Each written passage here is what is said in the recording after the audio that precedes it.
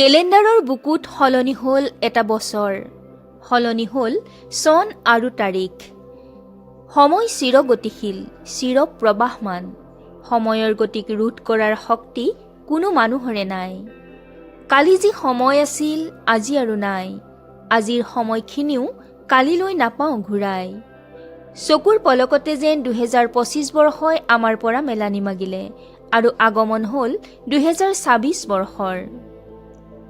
সময়ক ধৰি ৰখাৰ সাধ্য আমাৰ নাই, কিন্তু সৎকৰ্মৰ দ্বাৰা কিছু স্মৃতি আমি সঞ্চিত কৰি ৰাখিব পাৰোঁ, যি স্মৃতিৰ গইনালৈ আমাৰ উঠি অহা নৱপ্ৰজন্মই সঠিক পথেৰে বাট বুলিব পাৰে।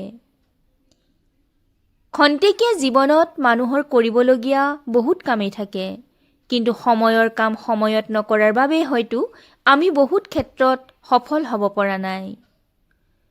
জীৱনত সফল হ'বলৈ ধৈৰ্য, সাহস আৰু আত্মবিশ্বাসৰ লগতে সময়ানুৱৰ্তী আৰু নিয়মানুৱৰ্তী হোৱাটো প্ৰয়োজনীয়।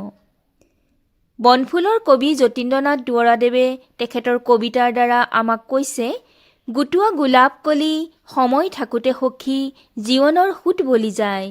জিতি ফুলে হাঁহি আজি ফুলনি ফুলাই তোলে, কালিলৈ পাহি মেলি নেহাঁহে দুনাই। সময়ৰ সোঁত বলি যায়। নমস্কাৰ দৰ্শকসকল, এছএ নিউজ অসমৰ তৰফৰ পৰা মই দীপাঞ্জলি দাসে আপোনালোক সকলোকে স্বাগতম জনাইছোঁ। বৰ্তমান আধুনিক পৃথিৱীত নতুন বছৰক আদৰাটো এটা ফেশ্বন, এটা পৰম্পৰাত পৰিণত হৈছে। আচলতে নতুন বছৰক আদৰাৰ নামত আমি যিখিনি কৰি আহিছোঁ, প্ৰকৃততে সেইখিনি কৰিব লাগে নে নালাগে? আমি জীৱনটোক এটা নতুন ধৰণে চিন্তা কৰিব নোৱাৰোঁনে? 2025 চনক বিদায় দিয়াৰ দৰে আমি বিদায় দিব নোৱাৰোঁনে আমাৰ মনৰ কলুষতা, আমাৰ হিংসা কপটতা, ঈৰ্ষা অসূয়া আদি? আহক আমি কেইজনমান সমাজ সচেতন ব্যক্তিৰ কাষলৈ যাওঁ আৰু তেওঁলোকেনো সমাজলৈ কেনেধৰণৰ বাৰ্তা প্ৰদান কৰিব পাৰে বা সমাজখন সুন্দৰ সুস্থ কৰিবলৈ তেওঁলোকে কেনেধৰণৰ পৰামৰ্শ আগবঢ়াব, সেই বিষয়ে আমি তেওঁলোকৰ লগত বাৰ্তালাপ কৰোঁ। গতিকে বলকচোন আমি তেখেতসকলৰ সৈতে কথা পাতোঁ আৰু তেখেতলোকৰ মনৰ বতৰাৰ উমান লওঁ। মই বৰ্তমান উপস্থিত আছোঁ তিতাবৰৰ এগৰাকী সমাজ সচেতন ব্যক্তি, বিশিষ্ট সাহিত্যিক তথা শিক্ষাবিদ শ্ৰীযুত অৰুণ চন্দ্ৰ বৰুৱাদেৱৰ বাসগৃহত। নমস্কাৰ ছাৰ। নমস্কাৰ। নতুন বছৰত আপুনি সমাজলৈ কেনেধৰণৰ বাৰ্তা আগবঢ়াব বিচাৰিব? নতুন বছৰটো সকলোৰে বাবে সুখৰ হওক, সমৃদ্ধিৰ হওক, আনন্দৰ হওক, সুখ সম্প্ৰীতিৰে ভৰি পৰক, এইটোৱে আমাৰ কামনা। গতিশীল সময়ৰ বুকুত এটা পুৰণা বছৰ ইতিমধ্যেই আজি সমাপ্তি ঘটি নতুন বছৰলৈ আগবাঢ়িছোঁ। কালিলৈৰ পৰা ইংৰাজী নতুন বৰ্ষ 2026ক জয় জয়তে মই স্বাগতম জনাইছোঁ। এছএ নিউজৰ দুয়োজন সংবাদদাতাক, সংবাদকৰ্মীক মই আন্তৰিক শুভেচ্ছা আৰু ধন্যবাদ জনোৱাৰ লগতে নতুন বছৰৰ শুভেচ্ছাও দুয়োজনলৈকে জ্ঞাপন কৰিলোঁ। নতুন বছৰটো আচলতে আমি প্ৰত্যাশাৰ এটা বছৰ বুলি ভাবিছোঁ। যোৱা বছৰটোত আমাৰ বহুতো প্ৰাপ্তি আৰু হানি বিঘিনিৰে সংমিশ্ৰণত বহুতখিনি আমি পালোঁ আৰু হেৰুৱালোঁ, কিন্তু এই পোৱাখিনি আমাৰ অব্যাহত থাকক, কিন্তু হেৰুৱাখিনি যাতে কোনো ৰকম ঘূৰি নাহে, এনেকুৱা পৰিঘটনা নতুন বছৰত, এইটো মোৰ কামনা, আন্তৰিক কামনা। বিশেষকৈ সমাজত যি অসূয়া অপ্ৰীতি, হিংসা, দেশ, খিয়াল, ঈৰ্ষা পৰায়ণতা ইত্যাদিবিলাক চলিছে, সেইবিলাকৰ নিৰ্মূল অতি শীঘ্ৰেই ঘটক। নতুন বছৰটো সুখৰ হওক, সমৃদ্ধি হওক, এইটো মোৰ কামনা। আৰু বিশেষকৈ সাহিত্য সংস্কৃতিৰ ক্ষেত্ৰত বৰ্তমান এটা বৰ শুভ কৰ্ম হৈছে। গ্ৰন্থবৰ্ষ ইতিমধ্যে চলি গ'ল যোৱাটো বৰ্ষত, আৰু উদীয়মান যুৱ লেখকবিলাকক যথেষ্ট উৎসাহ প্ৰদান কৰিছে অসম চৰকাৰে, এইটো এটা ধন্যবাদ। মই এইখিনিতে এটা কথা ভাবিছোঁ যে উদীয়মান যুৱক লেখকসকলক, লেখিকাসকলক উৎসাহ জনোৱাৰ দৰেই অন্যান্য সাহিত্যিকসকলক, শিল্পীসকলকো যথাসম্ভৱ উৎসাহ প্ৰদান কৰক।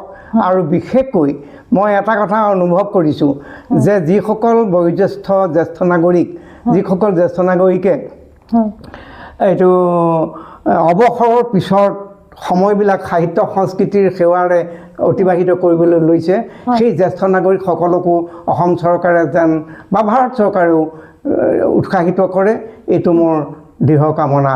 আশা কৰিছোঁ এই ক্ষেত্ৰত ইতিবাচক সঁহাৰি পোৱা যাব।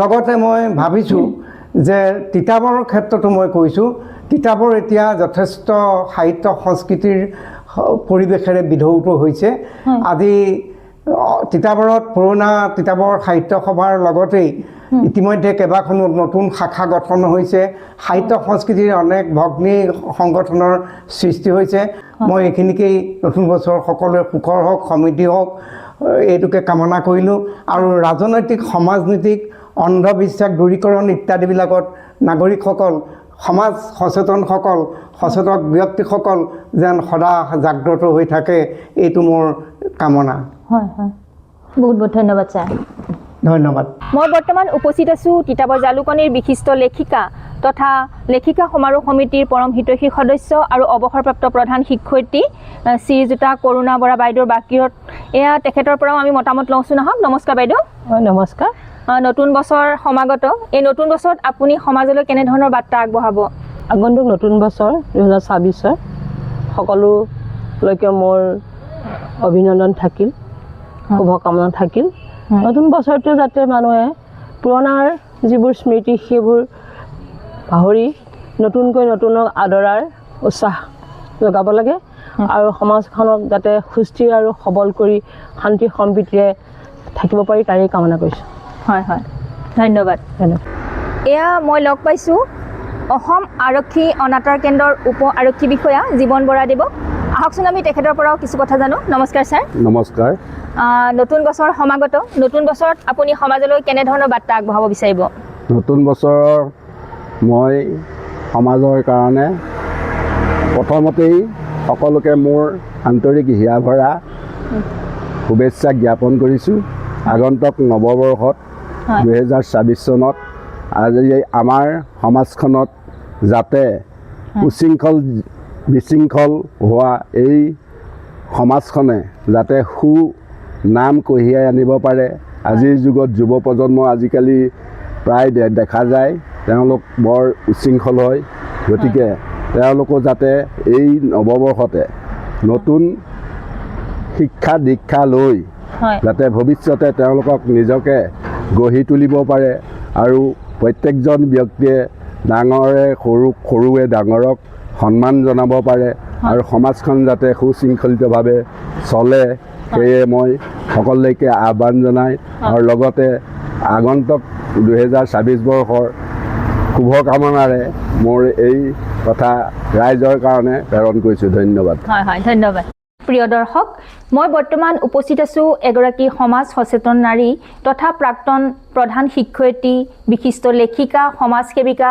তথা সদৌ অসম ঠেঙাল কছাৰী মহিলা সংগঠনৰ মুখ্য উপদেষ্টা প্ৰগতি শইকীয়া বাইদেউৰ বাসগৃহত নমস্কাৰ বাইদেউ নমস্কাৰ নতুন বছৰ এয়া আমি প্ৰাৰ্থনাত উপস্থিত হৈছোঁহি এই নতুন বছৰত আপুনি আমাৰ সমাজলৈ কেনেধৰণৰ বাৰ্তা আগবঢ়াব বিচাৰিব হয় কিন্তু যোৱা 2025 চনত আমাক যিমান অপ্ৰীতি তথা আমাৰ অন্তৰত আঘাত পোৱা বিক্ষিপ্ত কিছুমান ঘটনাই আমাক মনত আঘাত দিলে যিবোৰ আমি আজিও পাহৰিব পৰা নাই 2026 চনত যাতে তেনেকুৱা ধৰণৰ কোনো ঘটনা নহওক আৰু এই বছৰটো যাতে সকলোৰে কাৰণে আনন্দৰ হওক আৰু আমাৰ যিসকল উঠি অহা প্ৰজন্ম তেখেতসকলেও নিজৰ জীৱন তথা সমাজ তথা দেশৰ কথা চিন্তা কৰি যিখিনি কাৰণে আমাৰ দেশখন অশান্তি হয় তথা ফুৰা চকা খোৱা বোৱা সকলো ক্ষেত্ৰতে চাই চিন্তি ব্যৱস্থা গ্ৰহণ কৰি যাতে নতুন বছৰক আদৰো বুলি কোনো অখাদ্য খাই মাতাল হৈ পৰিৱেশ বিনষ্ট নকৰি সকলোৰে গ্ৰহণযোগ্য কিছুমান সুন্দৰ সুন্দৰ পৰিৱেশ সৃষ্টি কৰি সমাজলৈ সুন্দৰ পৰিৱেশ অহাত সহায় কৰে তাৰ কাৰণে মই সকলোকে আহ্বান জনাইছোঁ মই বৰ্তমান উপস্থিত আছোঁ তিতাবৰৰ এগৰাকী বিশিষ্ট সমাজকৰ্মী ৰবীন্দ্ৰনাথ হাজৰিকাদেৱৰ কাষত নমস্কাৰ ছাৰ নমস্কাৰ আপুনি নতুন বছৰত অনাগত দিনত আমাৰ সমাজখন কেনেকুৱা হোৱাটো বিচাৰে গতিকে আপুনি সমাজলৈ কেনেধৰণৰ বাৰ্তা আগবঢ়াব হয় জয়জতে আপোনালোকলৈ মোৰ ফালৰ পৰা নতুন বছৰ আগন্তুক নতুন বছৰৰ শুভেচ্ছা জনাইছোঁ নতুন বছৰত সকলো ৰাইজৰে সুখ শান্তি সকলো ফালৰ সমৃদ্ধি হোৱাটোকে মই বিচাৰোঁ আৰু বৰ্তমান আমাৰ সমাজত চলি থকা যিবিলাক দুৰ্নীতি আৰু যিবিলাক অখাই অমংগল হৈ আছে যাতে সেইবিলাক নহয় আৰু বৰ্তমান আপোনালোকে জানেই যে আমাৰ এপ্ৰিল মাহত আমাৰ নিৰ্বাচন আহি আছে এই নিৰ্বাচনত আমাৰ এখন উপযুক্ত যাতে চৰকাৰ হয় ৰাইজে সেইটো বিবেচনা কৰি যাতে ভোট দিয়ে সেইটো কাৰণে মই ৰাইজক অনুৰোধ কৰিম আৰু বিশেষকৈ আমি তিতাবৰ অঞ্চলত বহুতখিনি সমস্যাৰ মাজত ভুগি আছোঁ। বিশেষকৈ আমাৰ এই অঞ্চলত খোৱা পানীটো আটাইতকৈ ডাঙৰ সমস্যা। হয় যদি চৰকাৰে ভাগঢোল বজাই আছে যে খোৱা পানীটো ব্যৱস্থা হৈছে, কিন্তু আমাৰ ইয়াত হোৱা নাই। গতিকে এইটো এটা আমাৰ ডাঙৰ সমস্যা। আৰু দ্বিতীয় সমস্যাটো হৈছে আমাৰ তিতাবৰত এই যাতায়াতৰ সমস্যা। আজি তিতাবৰ নগৰখনৰ মাজেদি যিটো ৰাস্তা গৈছে দুধৰ আলি, সেই আলিটো এতিয়ালৈকে বহল কৰা কোনো পদক্ষেপ লোৱা দেখা নাই। হয় হয় গতিকে কিছুমান জ্বলন্ত সমস্যা আছে, যেনে আমাৰ ষ্টেডিয়াম যিখন আছে, ষ্টেডিয়ামখনো উন্নত পৰ্যায়ৰ হোৱা নাই। হয় আৰু এনেই আমাৰ এই এডুকেশ্যনৰ ক্ষেত্ৰত, শিক্ষাৰ ক্ষেত্ৰত আমাৰ অঞ্চলটো বহুত আগবাঢ়িছে, সেইটো আমি ক'ব লাগিব। কিন্তু এই কেইটামান দিশত আমি বহুত পিছ পৰি আছোঁ। হয় হয় যাতে চৰকাৰে এইখিনিৰ ওপৰত চকু দিয়ে, সেইটোৱে মোৰ ফালৰ পৰা মই চৰকাৰলৈ আবেদন জনাইছোঁ। হয় হয় বহুত বহুত ধন্যবাদ। হয়। মই বৰ্তমান উপস্থিত আছোঁ তিতাবৰৰ এগৰাকী বিশিষ্ট লেখিকা, সমাজসেৱিকা তথা সুগৃহিণী প্ৰতিমা বৰুৱাৰ বাসগৃহত। এই তেখেতৰ কাষতে বহি আছোঁ। নতুন বছৰ 2026-ৰ পৰা পৃথিৱীলৈ, গোটেই বিশ্বলৈ অন্ততঃ শান্তি, সুখ, শান্তি, সম্প্ৰীতি নামি আহক, এই মই কামনা কৰিছোঁ। সেইটো কৰিবলৈ যাওঁতে আমি মনুষ্যবোৰ শুদ্ধ হ'ব লাগিব। মনুষ্য শুদ্ধ নহ'লে আমি এনেই বিচাৰি থাকি লাভ নহ'ব। গতিকে শ্ৰেষ্ঠ যিসকল গুৰু এতিয়া আৱিৰ্ভাৱ হৈছে, তেখেতসকলৰ পদানুকৰণ কৰিব লাগিব। যুৱক যুৱতীসকলে মই আহ্বান কৰিলোঁ, সমগ্ৰ বিশ্বলৈ মই আহ্বান কৰিছোঁ। বৰ্তমান আধ্যাত্মিকতাৰ অবিহনে ব্যক্তিয়েই হওক, সমাজেই হওক, দেশেই হওক, কোনো মানে সুস্থিৰ হ'ব নোৱাৰে। আধ্যাত্মিকতাৰ অতি জৰুৰী। যিদৰে এতিয়া ৰামপাল মহাৰাজজীয়ে ইমান কিছুমান পদক্ষেপ লৈছে জনতাৰ কাৰণে, সমাজ জীৱনলৈ ইমান বাৰ্তা দিছে, নিচামুক্ত এখন সমাজ গঢ়িছে, যৌতুক মুক্ত এখন সমাজ গঢ়িছে, গৰীবজনক উদ্ধাৰ কৰা এখন সমাজ গঢ়িছে। সঁচাকৈ তেখেতৰ যিখিনি কাৰ্য, সেইখিনি মানে শলাগিবলগীয়া, সেইখিনি আদৰ্শগত কাৰ্য। সেই তেখেতৰ কাৰ্যলৈ সকলো আমি মানে আগ্ৰহী, সকলোৱে সেই পথত খোজ দি আগবাঢ়ি গ'লে তেনেকৈহে মানে সমাজ সুস্থিৰ হ'ব। সন্ত ৰামপালজীয়ে যিখিনি আদৰ্শ গঠন কৰিছে, দেখুৱাইছে, গঢ়িছে, সেইখিনিৰ মাজেদিহে যুৱ সমাজ আগবাঢ়ি যাবই লাগিব। গ'লে অন্ততঃ এই যুৱ সমাজ বা যুৱতী সমাজ নিচামুক্ত হ'ব পাৰিব। নিচাই আজি মানুহক কি উপকাৰ কৰিছে? গতিকে যিমান ধ্বংস কৰিছে তাৰ তুলনাত উপকাৰ একো হোৱা নাই। গতিকে সন্ত ৰামপালজীৰ সেই আদৰ্শত যুৱক যুৱতীসকল আগবাঢ়ি যাওক, সেই শিক্ষাখিনি গ্ৰহণ কৰক, সেই আদৰ্শ লওক, অন্ততঃ নিজৰ জীৱনটো ধন্য কৰক। কোনেও কাকো একো দিব নালাগে। নিজে নিজে প্ৰত্যেকে যদি নিজৰ জীৱন ধন্য কৰে, তেতিয়া সমাজ সুন্দৰ হৈ আহিব। ধন্যবাদ জনাইছোঁ। হয় হয় বহুত বহুত ধন্যবাদ। মই বৰ্তমান উপস্থিত আছোঁ তিতাবৰৰ এগৰাকী সমাজ সচেতন ব্যক্তি, পূব তিতাবৰ সাহিত্য সভাৰ বৰ্তমানৰ সভাপতি, অসম সাহিত্য সভাৰ প্ৰাক্তন সহকাৰী সম্পাদক তথা বিশিষ্ট সাহিত্যিক নৰেন দত্তদেৱৰ কাষত। নমস্কাৰ ছাৰ। নমস্কাৰ। নতুন বছৰত আপুনি সমাজলৈ কেনেধৰণৰ বাৰ্তা আগবঢ়াব বিচাৰিব? এই শুভ মুহূৰ্তত অসমৰ সকলো আবাল বৃদ্ধ বনিতা, যুৱক যুৱতী সকলোৰে উন্নতিৰ দিশত আগবাঢ়ি যোৱাটো আমি কামনা কৰোঁ। সাহিত্য, সংস্কৃতি, শিক্ষা আৰু সমাজৰ সচেতনতাৰে সমাজখনক আগবঢ়াই নিয়াত সকলোৰে অৰিহণা কামনা কৰোঁ।